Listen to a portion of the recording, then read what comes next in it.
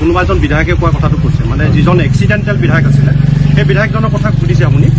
তেওঁ আচলতে পাহৰি গ'ল আচলতে ৰাইজৰ দলটো কোনে গঠন কৰিছিল। অসমৰ ৭০টা জাতীয় জনগোষ্ঠীয়ে গঠন কৰি দিছিলে আৰু তাৰ মূল প্ৰতিষ্ঠাপক সভাপতি আছিল। তেওঁৰ ইতিহাসটো পাহৰি গ'ল। তেওঁ মানে এটা কথা আছে যে লংকালৈ গ'লে ৰাৱণ হয়, মোৰ মতে তেনেকুৱা এটা অৱস্থা পাইছেগৈ নেকি। তেওঁ মানে দল সংগঠন কৰি পাহৰি গ'ল আৰু নিজেতো কৈ থাকে দুৰ্দশ সংগঠন কৰিছিলে বুলি। এতিয়া কথাবিলাক তেওঁ পাহৰি গৈছে আৰু হয় এতিয়া প্ৰেছাৰো তেওঁ বাঢ়িছে, যথেষ্ট প্ৰেছাৰ হৈছে। মিয়াৰ কথা চিন্তা কৰিব নে আপোনাৰ উজনিৰ কথা চিন্তা কৰিব, কংগ্ৰেছৰ কথা চিন্তা কৰিব। মাজে মাজে সপোনো দেখি থাকে যে কংগ্ৰেছৰ পিঠি যেনে তেনে বৈতৰণি পাৰ হ'ব লাগে। তো এই কথা বতৰাবিলাকে তেওঁক অলপ আমনি কৰিছে, যথেষ্ট কষ্ট হৈছে, এই কথাটো আমি বুজিব পাৰিছোঁ। তো এটা কথা ঠিক যে তেওঁ আচলতে যোৱাবাৰটো এক্সিডেণ্টেলি জিকিলে, এইবাৰ কিন্তু তেওঁৰ প্ৰব্লেম আছে। সেই কথাটো অসমৰ ৰাইজে গম পাইছে আৰু তেওঁৰ কথাটো যিখিনি কথা কৈছে সেইখিনি আচলতে অসমৰ ৰাইজে এতিয়া বুজি পাইছে। তেওঁ যে এটা ব্যৱসায় চলাই আছে সেই কথাটো নিশ্চয়কৈ সকলোৱে বুজি পাইছে আৰু এইবাৰ নিষ্ঠাৰ নাই। ২৬ত তাৰ উত্তৰটো ৰাইজে দিব। শিৱসাগৰ জিলাৰ জাতীয় জনগোষ্ঠীয় দল সংগঠনসমূহে যদি আমি সহায় নকৰিলোহেঁতেন, অখিল গগৈ জীৱনতো বিধায়ক হ'ব নোৱাৰিলেহেঁতেন। শিৱসাগৰ জিলাৰ জাতীয় জনগোষ্ঠীয় দল সংগঠনসমূহৰ অশেষ কষ্টৰ ফলত অখিল গগৈ আজি বিধায়ক হৈছে। সেই কথাটো অখিল গগৈ মনত ৰখাটো ভাল। আজি অখিল গগৈ যে আমাক আজি এই কটাক্ষ কৰিছে, কি কাৰণে কটাক্ষ কৰিছে? তাৰ মানে অখিল গগৈ কংগ্ৰেছৰ লগত মিত্ৰতা কৰিবলৈ ঘূৰি ফুৰিছিল। যেতিয়া কংগ্ৰেছৰ লগত মিত্ৰতা সুনিশ্চিত হ'ল, এতিয়া সুনিশ্চিত যেতিয়া নহ'ল, অখিল গগৈ মন মগজুৱে কাম নকৰা হৈছে। এটা জাতীয় জনগোষ্ঠীয় দল সংগঠনক তেওঁ গালি পাৰিবলৈ আৰম্ভ কৰিছে। তেওঁ এইটো কথা জনাটো ভাল। তেওঁ শৃংখল চলীয়া চিটুপুৰা গালি পৰা মানে অসমৰ খিলঞ্জীয়া সত্তাটোক তেওঁ গালি পাৰিছে, কাৰণ অসমৰ খিলঞ্জীয়া ৰাইজে কেতিয়াও কিন্তু বাংলাদেশী সমৰ্থন নকৰে। গতিকে তেওঁ এইবিলাক কথাত ভণ্ডামি নচলিব। আমাৰ স্পষ্ট কথা, উজনি অসমৰ পৰা মিয়া যাবই লাগিব। ইতিমধ্যে উজনি অসমৰ পৰা সম্পূৰ্ণভাৱে মিয়া পলাই পত্ৰং দিছে। যি দুই এটা মিয়া উজনি অসমত আছে ১৫ আগষ্টৰ ভিতৰত উজনি অসম ত্যাগ কৰক, অন্যথা কিন্তু পৰিস্থিতি বেয়া হ'ব। আমি স্পষ্টভাৱে জনাই দিছো। ই থকা ২০২৬ চনৰ যিটো নিৰ্বাচন আহি আছে, এই নিৰ্বাচনত অসমৰ ৰাইজে, শিৱসাগৰ খিলঞ্জীয়াবাসীৰ ৰাইজে অখিল গগৈ যোগ্য প্ৰত্যুত্তৰ দিব। কাৰণ আজিৰ তাৰিখত অখিল গগৈ কাৰ পক্ষে থাকিব লাগিছিল? আজিৰ তাৰিখত অখিল গগৈ খিলঞ্জীয়া মানুহখিনিৰ পক্ষত থাকিব লাগিছিল। তেওঁ কি কৰিছে? তেওঁ ধুবুৰীত গৈ মিয়াক চুমা খাইছে, গোৱালপাৰাত গৈ মিয়ানীক চুমা খাইছে। এই কথাবোৰ মানুহবিলাকে চাই আছে নহয়। তেওঁক এতিয়া মানুহবিলাকে মিয়া আপোনাৰ চুমা বাবা বুলি ক'বলৈ আৰম্ভ কৰিছে, চুমা বাবা। গতিকে চুমা বাবাক ইতিমধ্যে শিৱসাগৰ সমষ্টিবাসীৰ ৰাইজে আহি থকা ২৬ নিৰ্বাচনত বিদায় দিব। এই নিৰ্বাচনত কিন্তু অখিল গগৈ ১০০টাও ভোট নাপায়, আপোনালোকে লিখি ৰাখক।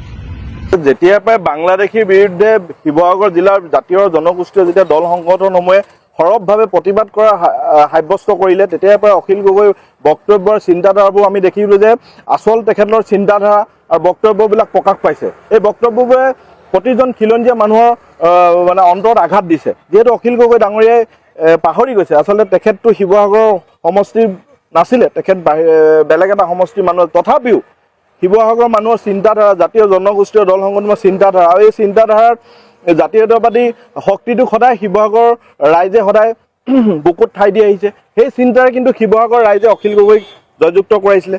আৰু অখিল গগৈ এটা কথা পাহৰিছে, যেতিয়াই অখিল গগৈ ইয়াত শিৱসাগৰ জিলাত তেখেতৰ ৰাজনৈতিক যাত্ৰাৰ শিপা মেলিছিলে, তেতিয়া কিন্তু জাতীয় জনগোষ্ঠীয় সংগঠনসমূহে বিভিন্ন মানুহৰ সমালোচনা পাত্ৰ হৈছিলে। বিভিন্ন মানুহে বহুখিনি কথা কৈছিলে আৰু বিভিন্ন মানুহৰ সমালোচনা সকলোবোৰ পৰিহাৰ কৰি কেৱল মাত্ৰ জাতীয়তাবাদৰ ধ্বজাখন যাতে সৰ্বকালৰ বাবে এই খিলঞ্জীয়া মানুহৰ আধিপত্য যাতে সৰ্বকালৰ বাবে থাকে, সেই চিন্তাৰে অখিল গগৈ এজন জাতীয়বাদী চৰিত্ৰৰ লোক বুলি ভাবি দল সংগঠনসমূহে তেখেতক সহায় আগবঢ়াইছিল আৰু সেই সহায় তেখেতে বৰ্তমান পাহৰি গৈছে। তেখেতে বৰ্তমান পক্ষত থাকিব লাগে জাতীয়তাবাদৰ, কিন্তু বৰ্তমান তেখেতক আমি দেখা পাইছোঁ অবৈধ বাংলাদেশীৰ সপক্ষেহে তেখেতে থিয় দিয়া দেখা পাইছে। আচলতে এই কথাবোৰে প্ৰতিজন মানুহক অন্তৰত চুই গৈছে আৰু প্ৰতিটো মেছেজে আমাক প্ৰতিজন জাতীয়তাবাদী চিন্তাধাৰা বা জাতীয় দল সংগঠনৰ প্ৰতিজন ব্যক্তিক আঘাত দিছে। আজি সেয়েহে প্ৰতিটো জাতীয় জনগোষ্ঠীয় সংগঠনে অখিল গগৈৰ বিৰুদ্ধে সৰব হোৱা দেখা পালে আৰু এই সৰব হোৱাৰ মূল আচলতে কাৰণ হৈছে অখিল গগৈয়ে খিলঞ্জীয়াৰ প্ৰভুত্ব কথা কৈ কৈ ৰাজনৈতিক পথাৰখনত বহি দিছিলে আৰু বৰ্তমান তেখেতে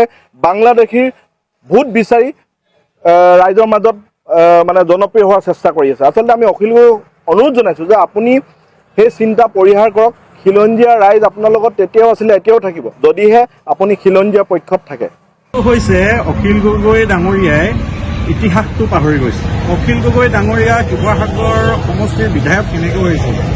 অখিল গগৈ ডাঙৰীয়াক অসমৰ প্ৰতিটো জাতীয় জনগোষ্ঠীয় সংগঠনে একত্ৰিতভাৱে ৰাইজৰ দল জন্ম দি তেখেতক শিৱসাগৰ সমষ্টিৰ পৰা বিধায়ক হিচাপে তেখেতক নিৰ্বাচন কৰিবৰ কাৰণে ইয়ালৈ আদৰি আনিছিলে আৰু ইয়াৰ সচেতন ৰাইজ, বিভিন্ন দল সংগঠন সকলোৱে একত্ৰিত হৈ তেখেতৰ প্ৰচাৰ অভিযান কৰি জেলত থকা অৱস্থাত তেখেতক ইয়াক বিধায়ক হিচাপে জিকাই দিয়া হৈছিলে। কিন্তু আটাইতকৈ ডাঙৰ কথা হ'ল অখিল গগৈ ডাঙৰীয়াই আজি তাৰিখত বিধায়ক হৈ যিসমূহ সংগঠনৰ কৃপাত তেখেতে শিৱসাগৰ সমষ্টিৰ বিধায়ক হ'ল, সেইসমূহ সংগঠনক আজি তাৰিখত আঙুলি টোৱাই তেখেতে সমালোচনা কৰিব পৰা হ'ল। আমি এটা কথা স্পষ্টকৈ অখিল গগৈ ডাঙৰীয়াক ক'ব বিচাৰিছো যে আপোনাক কিন্তু শিৱসাগৰবাসী সচেতন ৰাইজ তথা বিভিন্ন জাতীয় জনগোষ্ঠীয় সংগঠনে মিয়াৰ চৰ্দাৰ হ'বলৈ ঐতিহাসিক ঐতিহ্যমণ্ডিত শিৱসাগৰ সমষ্টিৰ সন্মানীয় বিধায়ক হিচাপে নিৰ্বাচন কৰা নাছিলে।